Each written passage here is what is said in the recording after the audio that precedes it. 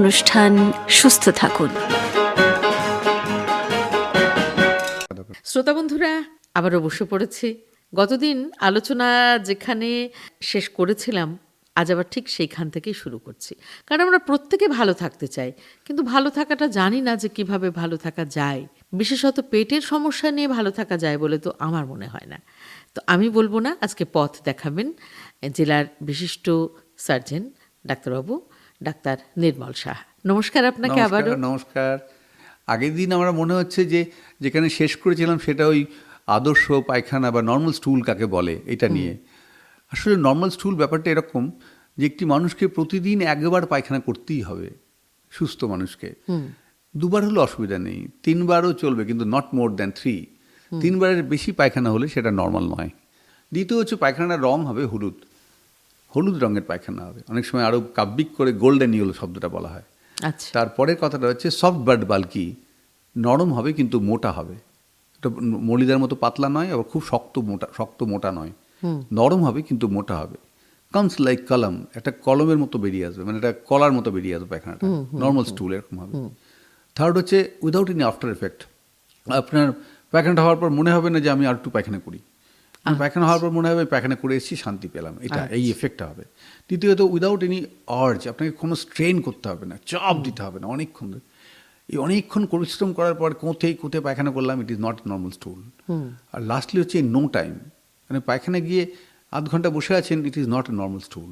আপনি পায়খানা গেলেন, খুব অল্প সময় একটা বেগ হলো, আপনি পায়খানাটা করলেন, আপনি পায়খানাটা এরকম হলো, আপনি বাড়ি গেলেন। দিস ইজ অল ক্যারেক্টার যদি থাকে, দেন ইউ আর এ নর্মাল স্টুল হ্যাবিটেন্ট আর কি। আচ্ছা, এবার এইগুলো করতে গেলে আমরা আগের দিন আলোচনাটা বলছিলাম যে আমাদের খাওয়া দাওয়ার মধ্যে এমন কিছু করতে হবে যে আমাদের ফাইবার রিচ হবে, জল বেশি করে খাবো, রোদে কম ঘুরবো, রোদে ঘুরলে ছাতা নিয়ে ঘুরবো, কায়িক পরিশ্রম করবো, যদি কায়িক পরিশ্রমের কাজ না থাকে অন্তপক্ষে আসন করব, বাচ্চারা স্কিপিং করতে পারে। Physical movement is very important for digestion. আমরা যারা কাজ করি না তাদের হজমের অর্গানগুলো বসে থাকে। আর এটা যেটা আগের দিনের আলোচনাতে বলেছিলাম, যারা বড় হয়ে উঠেছি, যারা পারছি, তারা আস্তে আস্তে ইন্টারমিডিয়েন্ট ফাস্টিংয়ের কথা ভাবতে শুরু করতে পারি। ইন্টারমিডিয়েন্ট ফাস্টিং যদি করেন, দেখবেন আপনার পায়খানা করার কোনো অসুবিধা হবে না। আমাদের নেচার অন্ধকার করে দেয় এবং নেচার ফোর্স করে প্রাণীদের খাবার না খেতে। অন্ধকারে প্রাণী খাবে কী করে? সেরকম প্রাণীরা খেতে পারে না, প্রাণীরা উপোস করে থাকে রাত্রিবেলাটায়, এবং সেটা কিন্তু ডাইজেশনে হেল্প করে। এবং এই ডাইজেশনে হেল্প করে বলেই ওদের কিন্তু এই মেটাবলিক ডিসঅর্ডারগুলো হয় না।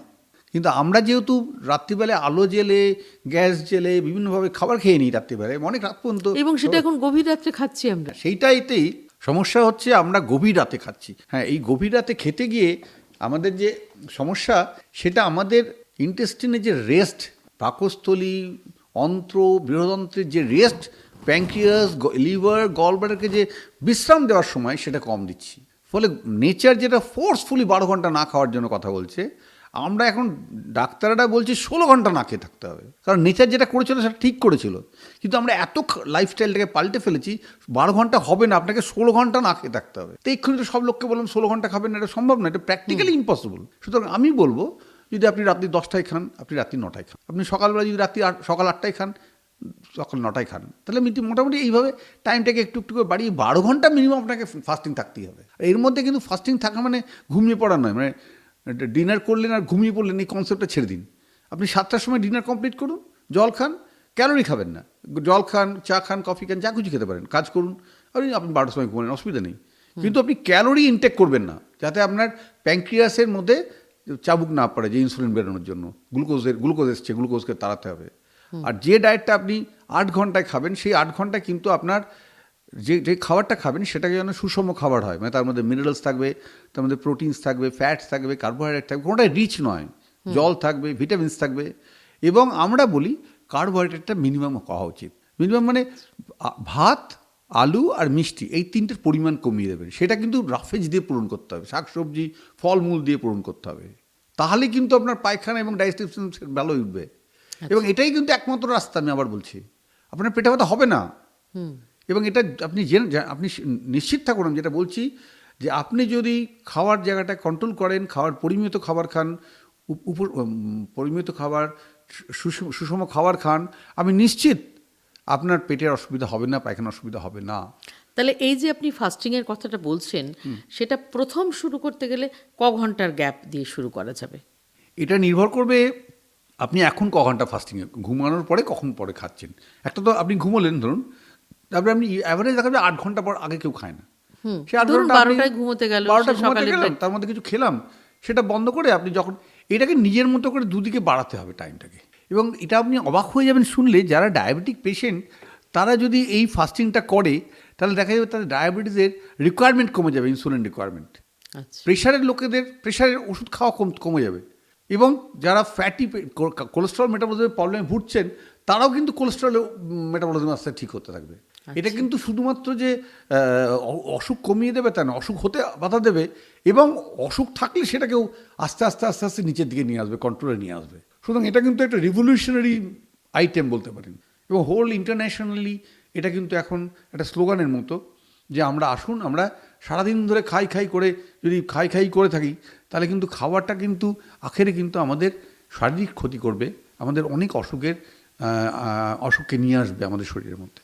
এই যে আমরা রমজান মাসের মুখোমুখি দাঁড়িয়ে রয়েছি, আমরা তো দেখেছি যে এটা নির্দিষ্ট ধর্মাবলম্বী মানুষেরা তারা কিন্তু এই ফাস্টিং করেন এবং দেখা গেল সেই মানে সূর্যোদয়ের আগে থেকে একবারে সূর্যাস্ত পর্যন্ত তারা এই ফাস্টিংয়ে থাকেন। এটাও তার মানে মেনে নিতে হচ্ছে যে এটাও খুব সায়েন্টিফিক ওয়ে, কিন্তু আপনারাই তো অনেক সময় নিষেধ আমি করেন। একটা কথা বলতে পারি, যে কোনো রিলিজিয়ান যে উপোস করা বলে, আপনি কিছুদিন আগেও এক নোবেল প্রাইজ পেয়েছে এটা নিয়ে, যে ফাস্টিং আখেরে কিন্তু মানুষের সেলুলার লেভেলে হেল্প করে ফাস্টিং, সেটা যে কোনোভাবেই ফাস্টিং। রমজান মানে ফাস্টিংটা দিনের বেলায় ফাস্টিং খাচ্ছে না, রাত্রিবেলায় না খেলে যে উপকার, দিনের বেলা না খেলে একই উপকার। এবং এটা তো 12 ঘন্টা, কিন্তু এটা যদি সারা বছর করে তবে তো উপকারটা সারা বছর ধরে চলবে। কিন্তু এক মাসে তো সীমিত করলে তো সেই সময়টাই নয় কিছুটা। এইটা আপনি ভালো বলেছেন। হ্যাঁ, আপনার যে কোনো জিনিসটা এটা নয় যে আপনি এক মাস করেই আপনি এটা ঠিক হয়ে যাবে বা এটা বিজ্ঞান হয়ে গেল। এটা ঠিক, এটা ধর্মের মধ্যে দিয়ে হয়তো কিছুটা ঢোকানো হয়। যেমন আমি দেখবেন এমনি অন্য ধর্মেও এইতে উপোস হতে উপোস, এইভাবে উপোসের কথা বলা হয়। জৈনরা দেখেছি তারা কিন্তু সূর্যাস্তের পরে কোনো খায় খাবার না। এটা কিন্তু জৈনদের যে ব্যাপারটা সেটা মনে হয় কিছুটা হলো সায়েন্টিফিক, কারণ ওরা কিন্তু নেচারকে রেসপেক্ট করছে। ওরা কিন্তু নেচারকে বলছে হ্যাঁ তুমি আলো নিভিয়ে দিয়েছো, আমি আর খাবো না। এই যে নেচারকে রেসপেক্ট করছে তার জন্য কিন্তু ওরা 12 ঘন্টা খাচ্ছে না। এর সঙ্গে আমি বললাম আপনার না খাওয়ার সঙ্গে সুষম খাওয়ার রাফেজ, আপনার শরীর ভালো থাকবে, প্লাস কায়িক পরিশ্রম অথবা এক্সারসাইজ অথবা যে কোনো রকম একটা কিছু ক্রিয়া, যেগুলো আপনার যোগাসন হতে পারে, জুম্বা হতে পারে, যে যেরকম বয়সের যে যেরকম পারে, স্কিপিং হতে পারে, সুইমিং হতে পারে, ফিজিক্যালি অ্যাক্টিভ থাকতে হবে। আর একটা লাস্টলি, এটা আমি একটা কথার মধ্যে বলছিলাম যে মানসিক সাইকিয়াট্রি, মনটা ভালো রাখতে হবে। আমরা সবাই ভালো আছি কিন্তু আনন্দে নেই, এইটা একটা অবস্থার মধ্যে আমরা বাস করছি। কেমন সবিরোধী কথা হয়ে গেল না? ভালো আছি আনন্দে নেই, এটা আমি ভালো থাকার মানে হচ্ছে সবিরোধী নয়, আপনি বললেই বুঝতে পারবেন। ভালো থাকা মনে হচ্ছে আমার যেটা আমার যে চাহিদাটা, আমার একটা ভালো মোবাইল কিনলাম, আমি একটা ভালো গাড়ি কিনলাম, ভালো ফ্ল্যাট কিনলাম, আমার ভালো লাগে। আনন্দ লাগতে গেলে একটা বাচ্চা ছেলে যখন ফুটবল একটা গোল দেয় তার ভালো লাগে, একটা ভালো বই পড়লে ভালো লাগে, একটা ফুল গাছে জল দিতে দিতে ফুল হলে ভালো লাগে, একটা ভালো গান করলে ভালো লাগে, একটা ভালো নাচ দেখলে ভালো লাগে, নাচটা যে করে তার ভালো লাগে, আনন্দ লাগে। এই আনন্দ লাগা হচ্ছে ক্রিয়েটিভিটির সঙ্গে একটু যুক্ত আছে। আনন্দ লাগার মধ্যে ক্রিয়েটিভিটির মধ্যে ছাড়া অন্য কোথাও আনন্দ নেই। কিনে ফেললাম প্রচুর পয়সা দিয়ে, ভালো লাগে, আনন্দ দিল না, ভালো আছে, ওটা থাকে না, ওটা খুব অল্প সময়। আর আনন্দটা স্থায়ী। আপনি বাচ্চাদের বলবেন বই পড়তে, রেডিও শুনতে, আমি তো সবাইকে বলি টিভি না দেখে রেডিও শুনতে, এখন অডিওভিজুয়াল ব্লক হয় না। আপনার সেই কথা আমার আজও মনে আছে, আপনি শিখিয়েছিলেন যে প্রত্যেকটি মায়ের উচিত সন্তানকে ঘুম পাড়ানোর সময় ঘুম পাড়ানি গান গাওয়া আর নইলে একটা গল্প পড়ে শোনানো, এতেই অভ্যাসটা তৈরি হবে। হ্যাঁ, কারণ কি জানেন, বৃহৎ অর্থে দেখতে গেলে আমাদের সমাজের মধ্যে একটু আদর্শহীনতার কষ্ট রয়েছে। মানে আদর্শ নেই, আপনি বলতে পারবেন আপনার সন্তানকে এই মানুষটার মতো হও, এই মানুষটা খুব ভালো মানুষ। হ্যাঁ, আমাদের সামনে কোনো আদর্শ নেই। এটার জন্য এই অভাবটাকে পূরণ করতে হবে বাবা মাকে। তা গার্জেনকে তার ছেলের সামনে এমনভাবে দাঁড়াতে হবে যেন ছেলে বলতে পারে আমার বাবার মতো আমি হব, মেয়ে বলতে পারে আমি আমার মায়ের মতো হব। এই যে আদর্শহীনতাটাকে কাটিয়ে তোলার জন্য বাবা মাকেই ভূমিকা নিতে হবে। কারণ আপনার সামনে যারা মহামানবরা নেই, যাদের বলবো তাদের জন্য 150 বছর পিছিয়ে যেতে হয়, বিদ্যাসাগরের কথা বলতে হয়, রবীন্দ্রনাথের কথা বলতে হয়। এখনকার কোনো মানুষকে দেখে বলা যায় না যে এই মানুষটার মতো হও। এটা আমাদের একটু দুর্ভাগ্য বলতে পারি, হয়তো হবে আরও মনে হবে। তবে আমি কিন্তু আপনার কথা শুনে আজও চেষ্টা করি যে প্রত্যেক দিন একটা ছোট গল্প পুরোটা পড়ে শোনানো সম্ভব হয় না, কিন্তু সেই গল্পটা নিজের মতন করে সন্তানের কাছে কিন্তু পেশ না, করি এগুলো আপনাদের যে আপনি এটা কিন্তু ওই যে বললাম, আপনার মন যদি ভালো না থাকে তখন দেহ খারাপ হয়ে যাবে, হ্যাঁ। এবং দেহ খারাপ হওয়া মানে আপনি মানসিক অবসাদে ভুগছেন, তার জন্য আপনার পায়খানা কনস্টিপেশন হবে, অথবা ডাক্তারের কাছে যাচ্ছি, ওষুধ তার জন্য খাচ্ছি, ওষুধ আপনি খাচ্ছেন, এক্ষুনি বলছিলেন। এইটাই বললাম, হ্যাঁ। ঘুরে ফিরে সেই মন খারাপ বলে দেহ খারাপ হয়ে গিয়ে দেহ খারাপ। আপনার সমস্তটাই জর্জরিত হয়ে যাবে। আচ্ছা, এবার একটু দেহতেই ঢুকি কেমন। এই যে আমরা তো এই বিজ্ঞাপনও দেখি যে ফিশার হয়েছে বা পাইলস হয়েছে, ফিস্টুলা হয়েছে, এখানে যান, অমুক ডাক্তার অপারেশন করে দিচ্ছেন, বা এই পদ্ধতিতে গিয়ে ঠিক হচ্ছে। তো আমরা কোন সময়, মানে প্রত্যেকের যাদের এইসব সমস্যা হয় তার তো কিছু লক্ষণ থাকে, তো কোন লক্ষণ দেখলে আপনার মতন সার্জনের কাছে যাবেন, আর নাকি তার লাইফস্টাইলটা বদলে সুস্থ হয়ে যেতে পারেন? এখানে এটা খুব খুব ইম্পর্ট্যান্ট একটা কথা বললেন। মানুষকে আমি পরিষ্কার কথা বলছি, পায়খানা রাস্তার সমস্যা যেহেতু ওই জায়গাটা দেখা যায় না, সেহেতু মানুষের পক্ষে খুব মুশকিল হয়। কখনো মানুষ মনে করে যে একটা মাংস বেরিয়ে এসছে, একটু হাত দিয়ে দেখার চেষ্টা করে বা কারোর সাহায্য নেয় কখনো। কিন্তু আমি পরিষ্কার বলছি, আমরা মূলত পায়খানা রাস্তাকে 3 রকমভাবে ভাগ করতে পারি। একটা হচ্ছে ব্যথা করছে, একটা হচ্ছে রক্ত পড়ছে, আর একটা হতে পারে আমাশা, রক্ত, ব্যথা এবং রক্ত সব মিলিয়ে পড়ছে, চুলকানি, যে কোনো সব কিছু নিয়ে শুশুর করছে এরকম। আমি একটা করে ভেঙে বলছি, তাহলে জিনিসটা পরিষ্কার বুঝতে পারবেন। যদি শুধু রক্ত পড়ে, ব্যথা না থাকে, পেনলেস ব্লিডিং, পাইলস হয়েছে আপনার। ব্যথা নেই, পায়খানা হচ্ছে, পায়খানাটা সব বেরিয়ে গেল, টপ টপ টপ টপ করে রক্ত পড়ছে বা পিচকারির মতো রক্ত পড়ছে, আপনার পাইলস হয়েছে। আচ্ছা পায়খানা হওয়ার পরে রক্তটা পড়লো, আচ্ছা, সমাধান? সমাধান ডাক্তার, সেটা বলছি। সেকেন্ড হচ্ছে পায়খানা হয়ে গেল, বেশ শক্ত পায়খানা, পায়খানা হয়ে যাওয়ার সময় বেশ কষ্ট হলো, ব্যথা হলো, বেশ ব্যথা হলো, তারপরে পায়খানাটা পড়ে যাওয়ার পরে পায়খানার গায়ে একটা রক্ত লেগে থাকলো, টপ টপ করে পড়লো, কিন্তু প্রচণ্ড জ্বালা করছে পায়খানাটাকে, আমি উঠে আসতে পারছি না, মাথা ঘুরে যাচ্ছে, ফিশার হয়েছে, এটাকে ফিশার ক্র্যাক, মানে পায়খানা সেটা কেটে গেছে, সেখান থেকে রক্ত পড়ছে। এটা দ্বিতীয় নম্বর। তৃতীয় নম্বর যেটা হচ্ছে ফিস্চুলা। ফিস্চুলাটা হচ্ছে আপনার ব্যথা আছে এবং পুঁজ পড়ছে, বারবার পুঁজ পড়ছে, ব্যথাটা ভালো হয়ে যাচ্ছে, পুঁজ পড়ছে, আবার পায়খানার দ্বার দিয়ে পায়খানার পুঁজ? পাশে, পায়খানার পাশ থেকে, আচ্ছা। পায়খানা রাস্তার পাশে। আচ্ছা এইটাকে বলে নালী ঘা বলে বা ফিস্চুলা বলে। এখানে পায়খানা রাস্তায় কোনো একদিন কোনো একটা ফোড়া হলো, সেই ফোড়াটা ফেটে মুখ হয়ে গেল, সেই ফোড়ার মুখটা ভিতর দিকে পায়খানার সঙ্গে কানেক্টেড থাকে, ফলে বারে বারে ওই পায়খানার ওই বীজাণু মুখটা নালীতে ঢোকে, এই পুঁজ হয়, বেরিয়ে আসে, এটাকে আমরা বলি নালী ঘা বা ফিস্চুলা। সে বুঝবে কি করে? বোঝা যাবে, সে কোনো অসুবিধা, সে নিজে বুঝতে পারবে যে তার মাঝে মাঝে হঠাৎ করে একটু ব্যথা করে, একটু মনে হয় কেমন অস্বস্তি হচ্ছে, তারপর হঠাৎ করে একটু জল মতো কিছু বেরিয়ে আসে, প্যান্টের গায়ে দাগ লাগে, পুঁজ পুঁজ লাগে, অস্বস্তি হয়, ব্যথাটা কমে যায়, এবং সে বুঝতে পারে আবার কিছু 7 দিন পর আবার হচ্ছে, এরকম একটা ব্যাপার থাকে, এবং এটাকে বলে ফিস্চুলা। তাই মূলত আমরা এই 3টে অসুখকে আমি পরিষ্কার বলে দিলাম। একটা হচ্ছে ব্যথা নেই, রক্ত, ব্যথা প্লাস রক্ত, শক্ত পায়খানা। থার্ড হচ্ছে পুঁজ প্লাস ব্যথা, মাঝে মাঝে ব্যথা। এই 3টে রোগের কিন্তু এই 3 ভাবে ভাগ হয়ে যাচ্ছে। আচ্ছা লাস্টলি যেটা হচ্ছে, সেটা যেটা আপনি বলছিলেন যে অ্যানোরেক্টাল কার্সিনোমা, এইটা খুব ইম্পর্টেন্ট, ক্যান্সার হয়েছে। ক্যান্সার পায়খানা রাস্তার মানেই হচ্ছে মানুষটা যখনই পায়খানা করবে তার মনে হবে আমার ইনকমপ্লিট পায়খানা হলো, আরেকবার পায়খানা করলে ভালো হবে। Incomplete sense of defecations is the first point, যে আমার পায়খানা দ্বারে কিছু একটা আটকে আছে। কি আটকে আছে? একটু ভিতরের দিকে কিছু একটা আটকে আছে, যার জন্য সবসময় মনে হচ্ছে আমার এক্ষুনি পায়খানা হবে, কিন্তু পায়খানা গেলে পায়খানা হয় না। যখন কোঁদ দেয়, খুব চাপ দেয়, তখন ওটা আমাশার মতো, মানে মিউকাস উইথ ব্লাড বেরোয়। এটা দিনের মধ্যে কতবার এরকম এটা করতে পারে? এটা এরকম কোনো কিছু না, প্রথম দিকে ধরুন 1 বার 2 বার হচ্ছে, তারপরে বারবারই হচ্ছে, মাঝে মাঝে হচ্ছে।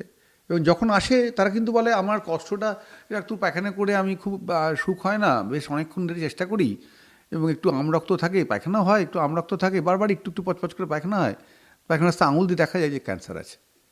এটা কিন্তু একটা অল্প সংখ্যা, খুবই অল্প সংখ্যা পেশেন্টের হয়, এবং এটা কিন্তু যদি এরকম কোনো হয় তাহলে কিন্তু ডাক্তার পরামর্শ নিয়ে পায়খানা রাস্তায় যন্ত্র দিয়ে আঙুল দিয়ে চেক আপ করে নেওয়াটা ঠিক। আচ্ছা, এইটা মূলত পায়খানা রাস্তার সমস্যা। আরেকটা যেটা সমস্যা, যেটা কমন, সেটা পায়খানা রাস্তার পাশে ফোড়া হয়েছে, অনেক বড় একটা ফোড়া হয়েছে, তাকে আমরা অ্যাবসেস বলি। পায়খানা রাস্তাটা ফুলে ওঠে, প্রচণ্ড জ্বর আসে, ব্যথা করে, পা ফাঁক করে হাঁটে, এবং প্রচণ্ড কষ্ট হয়, ডাক্তার ওটাকে অপারেশন করে পুঁজটা বের করে দেয়। এটা হচ্ছে পায়খানা রাস্তায় ফোড়ার একটা সমস্যা। আচ্ছা এই মূলত পায়খানা রাস্তার সমস্যা বলতে গেলে এটার মধ্যে দিয়ে আমরা যদি থাকি, তাহলে কিন্তু সাধারণ মানুষের জন্য আমার মনে হয় এটা অনেকটাই। বাকি যখন যেরকম সমস্যা হবে সেরকমভাবে ডাক্তারদের কাছে আসতে হবে। আচ্ছা, পাইলস কি ভালো হয়ে যায়? হ্যাঁ, এখন আমি যে রোগের কথা বললাম সবগুলো যদি ঠিকভাবে চিকিৎসা করা যায়, এই প্রত্যেকটা কিউরেবল ডিজিজ, আমি আবার বলছি। আচ্ছা এবং একটা টার্মিনোলজি আমরা ব্যবহার করি মেডিকেল সায়েন্সে, সেটা হচ্ছে হোয়ার মেডিসিন এন্ড সার্জারি বিগিনস। মানে যেখানে ওষুধ শেষ সেখানে অপারেশন শুরু হয়। সুতরাং আপনি আপনার যে কোনো অসুখ করলেই প্রাথমিকভাবে আপনি ফিজিশিয়ান বা কোনো ডাক্তারবাবুকে দেখান, যেনার কাছে গিয়ে আপনি আপনার সমস্যাটা ভালো করে বুঝিয়ে বলুন। সেই ডাক্তারবাবু তার সাধ্য মতো বুঝবে, বুঝে উনি যদি মনে করেন ওষুধে সারবে ওষুধ দিয়ে সারাবে, যদি মনে করেন না এটা পরীক্ষা নিরীক্ষা করে দেখেন না এটা অপারেশন করতে হবে, উনি অপারেশন ডাক্তারের কাছে পাঠাবেন। ঠিক তেমনিভাবে পাইলসে প্রাথমিক first degree second degree piles কিন্তু ওষুধে ভালো হয়ে যায়, থার্ড ডিগ্রি পাইলসে অপারেশন করতে হয়, ফিস্টুলা অল ফিস্টুলার অপারেশন করতে হয়, ফিশার কিছুটা ওষুধে ভালো হয়, যদি ক্রনিক ফিশার হয় সেক্ষেত্রে অপারেশন করতে হয়। অপারেশন। আর ক্যান্সার মানে বায়োপসি করে ডায়াগনোসিস করে যদি ক্যান্সার বেরোয়, এটা যদি অপারেশন করে দেওয়া যায় সম্পূর্ণরূপে পেশেন্টটি ভালো হয়ে যায় এখনকার যে স্টেপস। এবং আমরা বহরমপুরে এই ধরনের প্রচুর অপারেশন করি এবং মানুষরা ভালো আছে। বাহ, আপনার কাছ থেকে অনেক কিছু শিখলাম, জানলাম। তবে শ্রোতা বন্ধুরাও নিশ্চয়ই শিখছেন বা একটু অন্যভাবে ভাবছেন। তো আমাদের বেশিরভাগ অসুখের মূল লুকিয়ে আছে কিন্তু আমাদের জীবনযাপনের মধ্যে।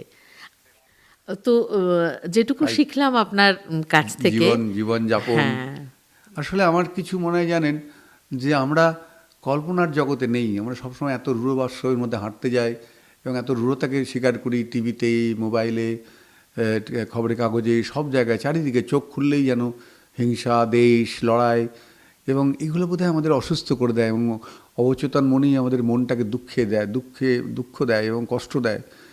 এমন এমন খবর দেখি যে খবরগুলো দেখলে ভাবতেই পারি না যে এই খবরগুলো খবর হয়ে আসতে পারে কোনোদিন। এবং এটাই বোধহয় আমাদের অসুস্থতার আরেকটা কারণ, এবং এই কারণটাও অস্বীকার করার কোনো উপায় নেই।